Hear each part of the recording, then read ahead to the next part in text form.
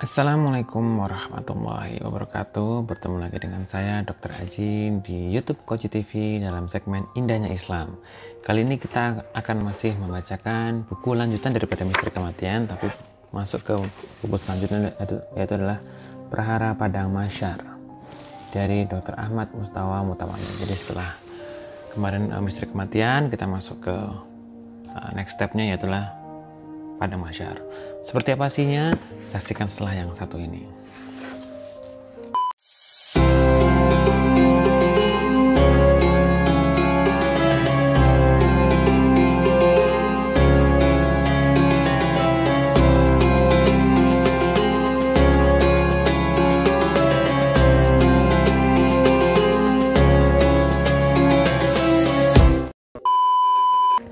Oke, assalamualaikum warahmatullahi wabarakatuh. Kita masuk ke bab selanjutnya yaitu manusia dikumpulkan di padang mahsyar.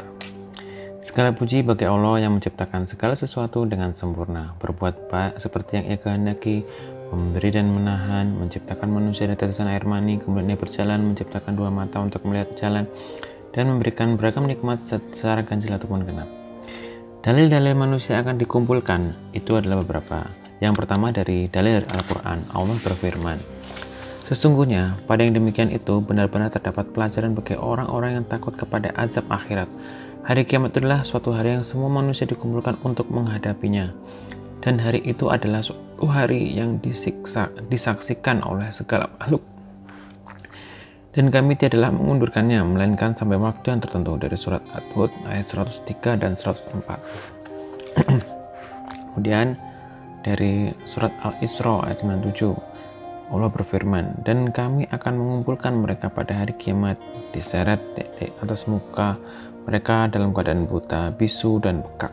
Terdapat kediaman mereka adalah neraka jahanam. Tempat kediaman mereka adalah neraka jahanam. Tiap-tiap kali nyala api jahanam itu akan padam, kami tambah lagi bagi mereka nyalanya. Dari surat Al-Isra ayat 97. Kemudian surat Al-Kahfi ayat 47-48. Allah berfirman, dan kami kumpulkan seluruh manusia dan tidak kami tinggalkan seorang pun dari mereka, dan mereka akan dibawa ke hadapan Tuhanmu dengan berbaris. Sesungguhnya kamu datang kepada kami sebagaimana kami menciptakan kamu pada kali pertama. Bahkan kamu mengatakan bahwa kami sekali-sekali tidak akan menetapkan bagi waktu memenuhi perjanjian. Dari surat Al-Kahfi 48. Kemudian dari surat Al-Maryam 93 sampai dengan 95, Allah berfirman, tiada seorang pun di langit dan di bumi kecuali akan datang kepada Tuhan yang Maha Pemurah selaku seorang hamba. Sesungguhnya Allah telah menentukan jumlah mereka dengan menghitung mereka dengan hitungan yang teliti, dan tiap-tiap mereka akan datang kepada Allah pada hari kiamat dengan sendiri-sendiri. Kemudian dari At-Takabun ayat 9, Allah berfirman, ingatlah hari di mana Allah mengumpulkan kamu. Pada hari pengumpulan, itulah hari menampakkan kesalahan-kesalahannya. Kemudian dari Al-Mutaffifin ayat 6, Allah berfirman, yaitu hari ketika manusia berdiri menghadap Tuhan semesta alam. Jadi itu dalil-dalil dari Al-Quran tentang adanya padang mahsyar. Kemudian dalil sunnahnya diriwayatkan dari Aisyah, ia berkata, aku mendengar Rasulullah bersabda, mereka dikumpulkan pada hari kiamat dalam keadaan telanjang kaki, telanjang badan, dan kulup. Diriwayatkan dari Abu Hurairah, Rasulullah bersabda, manusia berkeringat pada hari kiamat hingga menggenang di bumi sejauh 70 hasta, menenggelamkan mereka hingga sebatas telinga. Diriwayatkan dari Ibnu Umar, Rasulullah bersabda, manusia menghadap Rob seluruh alam hingga salah seorang dari mereka tenggelam dalam keringatnya sampai sepertengahan telinga. Nah, itulah hadis dalil sunnah. Jadi informasi tentang padang mahsyar itu ada dalam Quran dan juga dari sunnahnya. Kita masuk ke tahap selanjutnya. Bagaimana manusia dikumpulkan? Pada hari kiamat, manusia dikumpulkan dalam keadaan telanjang kaki, tidak mengenakan pakaian, dan kulup. Kulup itu maksudnya tidak disunat. Seperti saat diciptakan Allah. Allah berfirman, sebagaimana dari surat Al-Anbiya ayat 104. Sebagaimana kami telah memulai penciptaan pertama, begitulah kami akan mengulanginya. Itulah suatu janji yang pasti kami tepati. Sesungguhnya kamilah yang akan melaksanakannya. Imam Ibnu Katsir menafsirkan firman Allah sebagaimana kami telah memulai penciptaan pertama, begitulah kami akan mengulanginya. itulah suatu janji yang pasti kami tepati. Sesungguhnya kami yang akan melaksanakannya.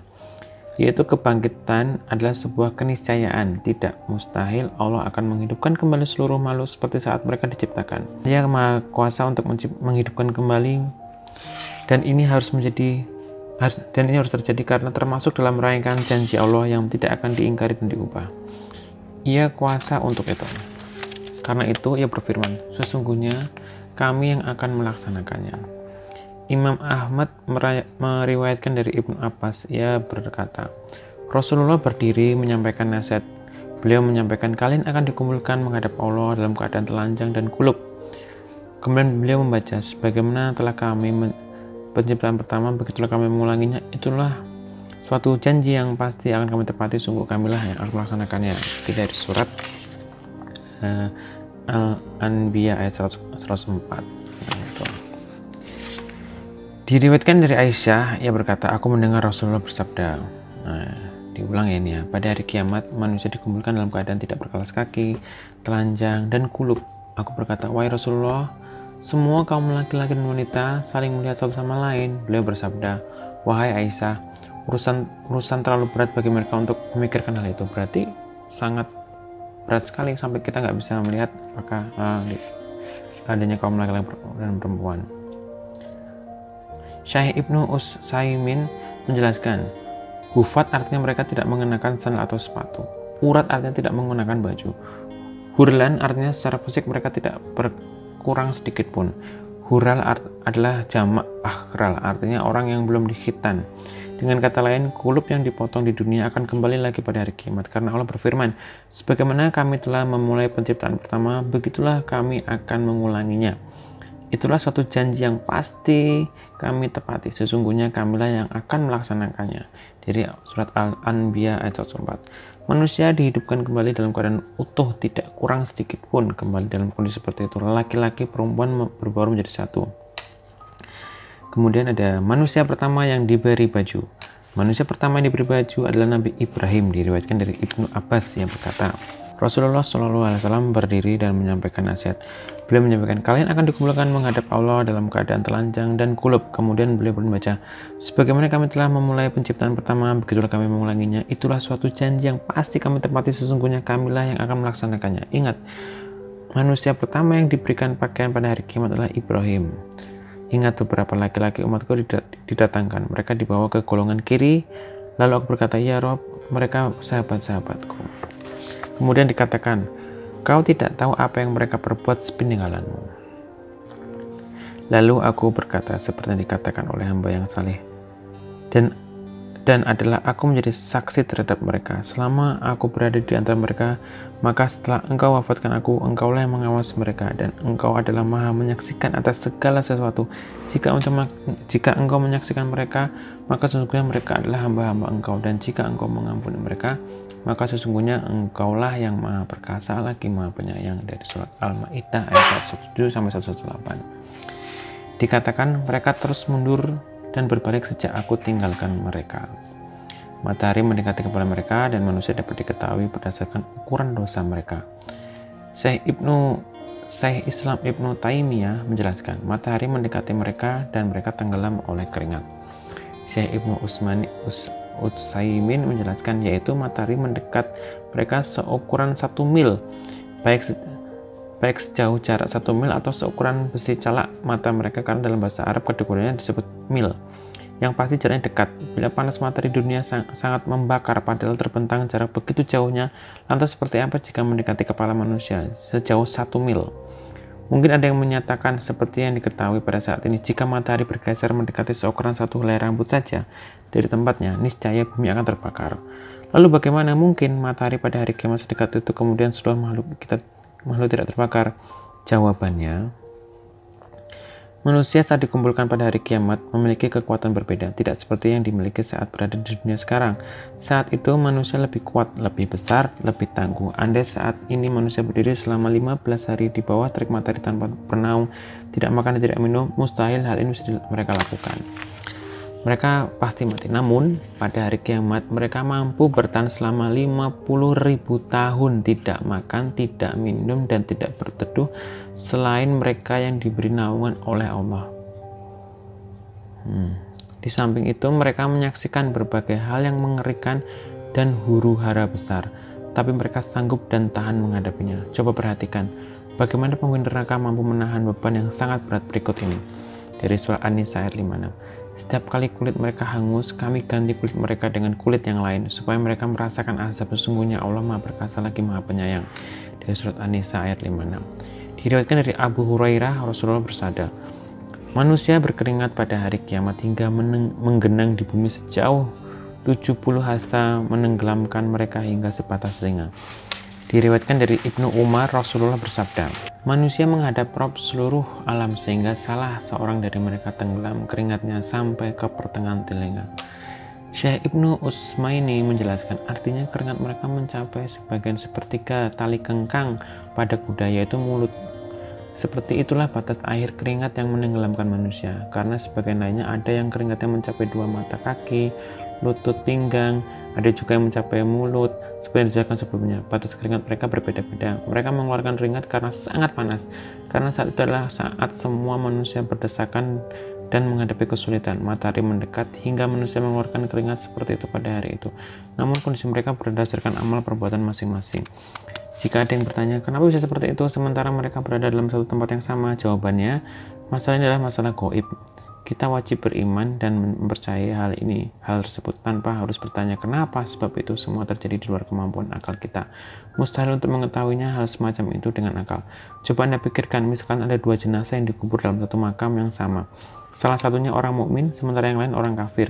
Si mukmin mendapatkan kenikmatan seperti yang layak ia dapatkan, sementara si kafir layak mendapatkan siksa seperti yang berhak ia peroleh, padahal keduanya berada dalam makam yang sama. Seperti itu juga halnya dengan masalah keringat pada hari kiamat. Jika Anda bertanya, apakah Allah bilang mereka yang keringatnya hingga mencapai hidung dikumpulkan dalam satu tempat, mereka yang keringatnya sampai kedua mata kaki dikumpulkan dalam satu tempat, mereka yang keringatnya mencapai kedua lutut dikumpulkan dalam satu tempat, mereka yang keringatnya sampai pinggang dikumpulkan dalam satu tempat, dan seterusnya? Jawabannya, kita tidak bisa memastikan seperti itu, wallahu alam. Namun bisa saja kita katakan orang yang keringatnya mencapai mata kaki berada di dekat orang yang keringatnya mencapai hidung. Toh Allah Maha Kuasa atas segala sesuatu. Ini sama seperti cahaya yang berjalan di hadapan dan di sebelah kanan orang yang mukmin saat berada dalam kegelapan. Kita wajib mempercayai hari kiamat dan apapun terjadi saat itu. Sementara pertanyaan kenapa dan bagaimana itu bukan urusan kita. Diriwayatkan dari Mikdad, Rasulullah berkata, aku mendengar Rasulullah bersabda, pada hari kiamat matahari didekatkan kepada seluruh makhluk hingga seukuran 1 mil. Slim bin Amir, perawi hadis ini dari Mikdad berkata, aku tidak tahu apa yang dimaksud 1 mil di sini. Apakah ukuran jarak ataukah mil yang digunakan untuk celak mata? Keringat manusia berdasarkan amal perbuatan mereka. Di antara mereka ada yang keringatnya mencapai 2 mata kaki, ada yang mencapai 2 lutut, ada yang mencapai pinggang, dan juga ada yang mencapai mulut. Rasulullah menunjuk mulut beliau. Adakah yang selamat dari matahari? Syekh Ibnu Utsmaini menjelaskan, jika ada yang bertanya, adakah yang selamat dari matahari? Jawabannya ya. Di sana ada beberapa golongan yang diberi naungan Allah pada hari tiada naungan lain selain naungannya, seperti yang disampaikan Nabi dalam hadis tentang 7 golongan yang berada dalam naungannya. Pada hari tidak ada naungan selain naungannya, yang disebut berikutnya insya Allah. Ada juga beberapa golongan yang akan mendapatkan naungan Allah pada hari tiada naungan lain selain naungannya, yang akan disebutkan selanjutnya insya Allah. Sabda, tidak ada maksudnya nanti di bab selanjutnya mungkin. Sabda, tidak ada naungan selain naungannya dimaksud adalah naungan yang Allah ciptakan. Tidak seperti yang dikira sebagian orang yang mengartikan naungan zat Allah. Ini batil, sebab jika dinyatakan seperti itu maka konsekuensinya matahari saat berada di atas Allah. Nauzubillah. Di dunia kita bisa membuat naungan untuk diri kita sendiri, sementara nanti pada hari kiamat di sana tidak ada naungan selain naungan yang Allah ciptakan untuk menjadi naungan siapapun di antara hamba yang Ia kehendaki. Binatang dan burung dikumpulkan. Syekhul Islam Ibnu Taimiyah menjelaskan, Allah akan mengumpulkan seluruh binatang pada hari kiamat seperti ditunjukkan oleh Al-Quran dan Sunnah. Allah berfirman, dan tiadalah binatang-binatang yang ada di bumi dan burung-burung yang terbang dengan kedua sayapnya, melainkan umat juga seperti kamu. Tidaklah kami alpakan satu pun dalam Alkitab, kemudian kepada Tuhanlah mereka dikumpulkan. Surat Al-An'am ayat 38. Allah berfirman dalam surat Asy-Syura ayat 38, di antara ayat-ayat tanda-tandanya ialah menciptakan langit dan bumi dan makhluk-makhluk yang melata yang Dia sebarkan kepada keduanya, dan Dia Maha Kuasa mengumpulkan semua apabila dikehendakinya. Surat Al-Asy-Syura ayat 38. Imam Qurtubi menjelaskan, manusia berbeda pendapat berkenaan dengan pengumpulan binatang serta hukum kisos yang diperlakukan di antara para binatang. Diriwayatkan dari Ibnu Abbas, yang dimaksud pengumpulan binatang adalah kematian seluruh binatang. Demikian juga yang dikemukakan oleh Dahak. Diriwayatkan dari Ibnu Abbas dalam riwayat lain bahwa binatang dikumpulkan dan dibangkitkan, seperti yang dikemukakan oleh Abu Azhar, Abu Hurairah, Amr bin Ash, Hasan sahabat, Hasan al-Basri, tabi'in, dan lainnya. Inilah pendapat yang benar-benar difirmankan Allah dari surat At-Takwir. Dan apabila binatang-binatang liar dikumpulkan, dan surat Al-An'am ayat 38, dan dia adalah binatang-binatang yang ada di bumi dan di burung-burung yang terbang dengan kedua sayapnya, melainkan umat juga seperti kamu. Tidaklah kami alpakan sesuatu pun dalam Alkitab, kemudian kepada Tuhanlah mereka dihimpunkan. Abu Hurairah menjelaskan, Allah mengumpulkan seluruh makhluk pada hari kiamat, binatang liar, burung, dan binatang ternak, serta segala sesuatu. Keadilan Allah berlaku hingga binatang yang tidak bertanduk mendapatkan keadilan atas perlakuan binatang bertanduk. Selain itu Allah berfirman, jadilah tanah. Itulah firman Allah tentang orang-orang kafir.